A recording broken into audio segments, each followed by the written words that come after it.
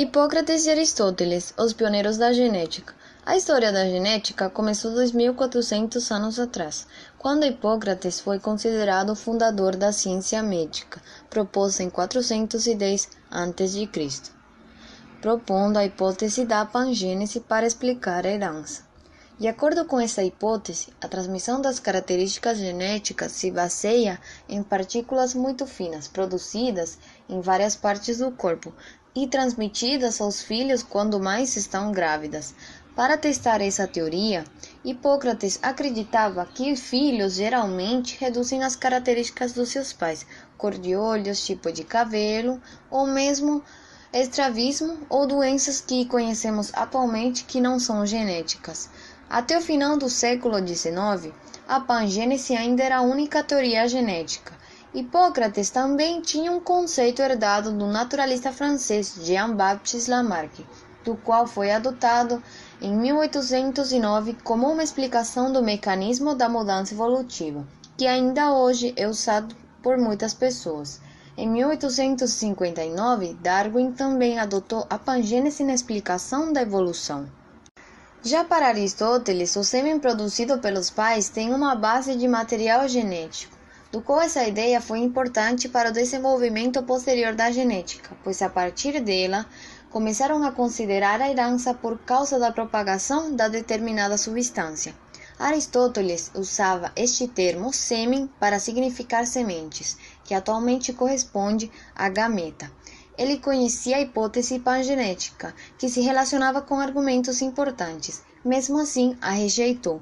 Algumas características não estruturais, como voz ou forma de andar, são frequentemente herdadas, o que fez com que Aristóteles se perguntasse como elas produzem material para o sêmen. Além disso, ele ressaltou que filhos de pais de cabelos e barbas grisalhos não são dessa forma quando nascem. Aristóteles era um cientista do seu tempo.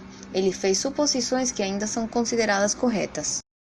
Gregor Mendel, conhecido como o pai da genética. Um monge católico muito estudioso em suas funções ao longo da vida, onde suas principais descobertas foram nas áreas da genética e da biologia vegetal. A primeira lei de Mendel, conhecida como lei de segressão, diz que cada característica é restringida por um par de fatores que se separam durante a gametogênese.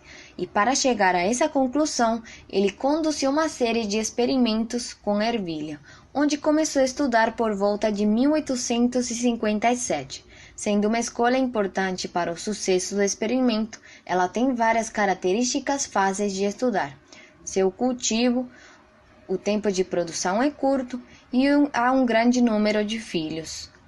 Para conduzir esse experimento, Mendel analisou características com duas formas diferentes, como sementes verdes e amarelas e flores brancas e roxas, e foram estudadas 7 características: formato e cor da semente, cor e formato da vagem da flor, cor da vagem, a localização da flor e o comprimento do caule.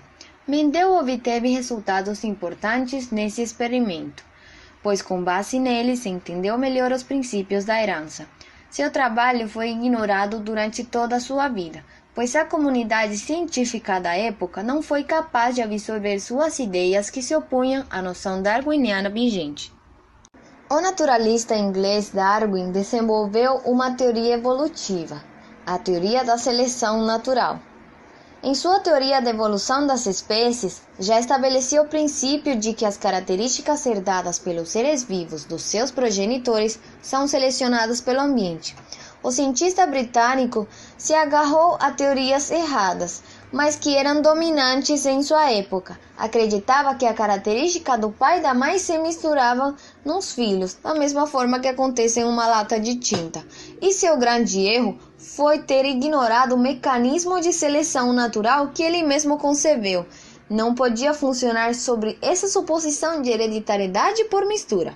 A teoria da seleção natural de Darwin não teria funcionado sem a explicação do Mendel, que mostrou que as características hereditárias seguem regra da proporção, em que alguns traços são dominantes sobre outros. Ernest Rutherford, nascido em 1871 em Nelson, na Nova Zelândia, graduou-se em matemática e física na Universidade de Wellington.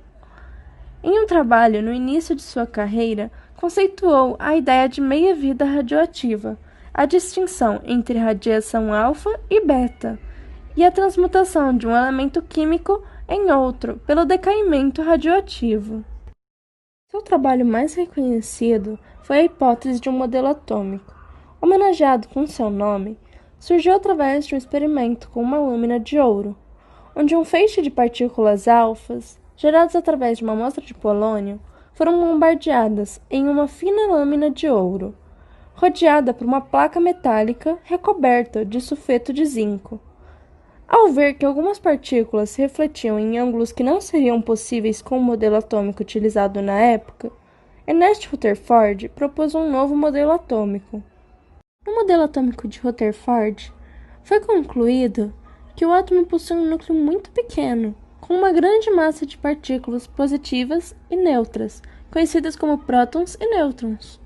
E ao seu redor, orbitando feito planetas, em uma eletrosfera, teriam os elétrons, partículas subatômicas negativas, em uma forma onde haja um equilíbrio entre cargas positivas e negativas.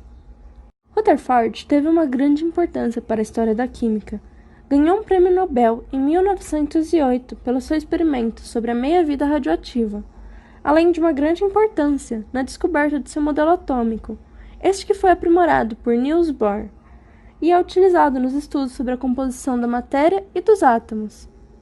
Existem diversos fenômenos químicos que podem ser explicados através dos átomos, como algumas reações químicas, perdas de elétron, também chamado de oxidação, ou ganho de elétrons, também chamado de redução. O escocês James Watt nasceu em 1736 e, em virtude de suas fortes dores de cabeça que o acompanharam até a vida adulta, Watt não conseguiu frequentar a escola primária e foi inicialmente educado pelos pais. Por influência paterna, ele apresentou interesse pelo desenvolvimento de equipamentos de medida. A Inglaterra foi pioneira na Revolução Industrial, com a invenção da primeira máquina a vapor, por Thomas Newcomen, em 1698. E em 1765, Watt a melhorou com um condensador que minimizava as perdas de calor e que possuía outras finalidades, como propulsão de moinhos e como movimento de rotação substituindo o de sobe e desce. A Revolução Industrial provocou avanços tecnológicos, principalmente na indústria têxtil, onde as máquinas poderiam substituir várias pessoas. A máquina Heron.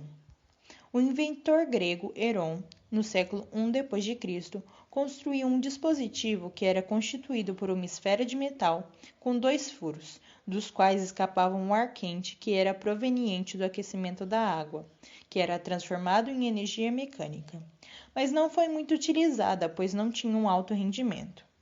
Em 1770, Watt apresentou um modelo de máquina para substituir as anteriores, que apresentava maior eficiência.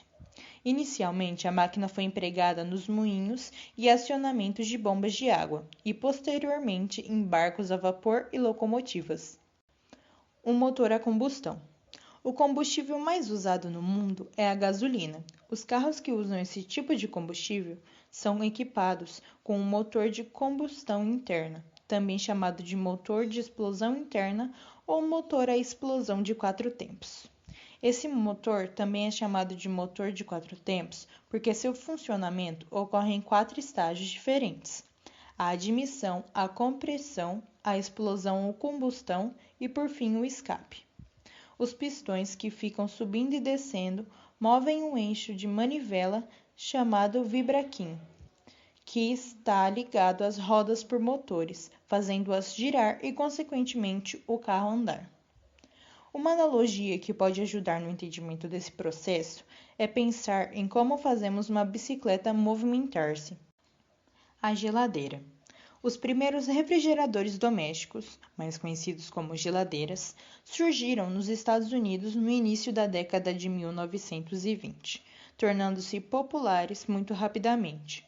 Hoje em dia, no Brasil, estima-se que um percentual superior a 80% das residências tenham uma geladeira. Os componentes da geladeira são fluido refrigerante, compressor, condensador, tubo capilar, evaporador e congelador. James Joseph Sylvester foi um matemático inglês que contribuiu fundamentalmente no desenvolvimento da teoria matricial, na teoria dos invariantes, teoria dos números e na análise combinatória.